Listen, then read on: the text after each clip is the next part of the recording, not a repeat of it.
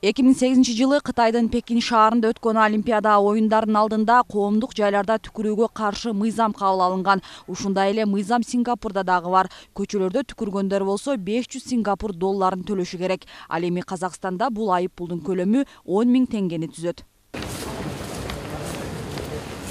Маселен 2009-жылы Француз шаары деп эсептелген Куленде чочко тумоосу жайылып, түкүрүүгө катуу тыюу салынды. Анткени көпчүлүк маани бербеген түкүрүк адаты түрдүү ооруларды козгоп, адам өмүрүнө зыян алып келет дешет дарыгерлер. Алсак кургагучук менен ооругандардын түкүрүгү медицинада биологиялык эң кооптуу суюктук катары эсептелинет.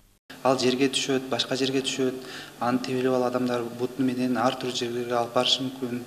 Ошол эле учурда үйүнө эң өзүнүн үй бүлөсүн кооптуу деп эсептеген адамдарга ошол мындай айтканда түшүнүү менен караганда ошол үйүнө чейин алып барышы мүмкүн. Анан ал кургайт түкүрүк. Жаратылыштын ысык күндөрүндө мына жайдын күндөрүндө ал түкүрүктөр кургап, абага көтөрүлөт майда чаң түрүндө. Анан сиз менен биздин эле дем алуу жолдорубузга түшүп калыш коркунучу өтө жогору. Мына сырткары чума, вит-спид оорусун алып жүргөндөрдү атайын идиш-чеге түкүрүүнү ак халатчандар эскертишет. Антпесе алардагы инфекция башкаларга жугуп калуу коркунучу бар. Андан сырткары кээ бирки оорулар бар. Сибирский язванын легочная формасы деп коет. Эми Кудай сактасын, бизде азыр андай катталган жок. Ал өзү негизи өтө чанда кездешүүчү оору. Мына ушулардын түкүрүгүндө дагы кооптуу болот дейт. Анан түкүрүктүн дагы бир эмеси, көңүл бура турган чордону бул түкүрүктүн курамы, түсү.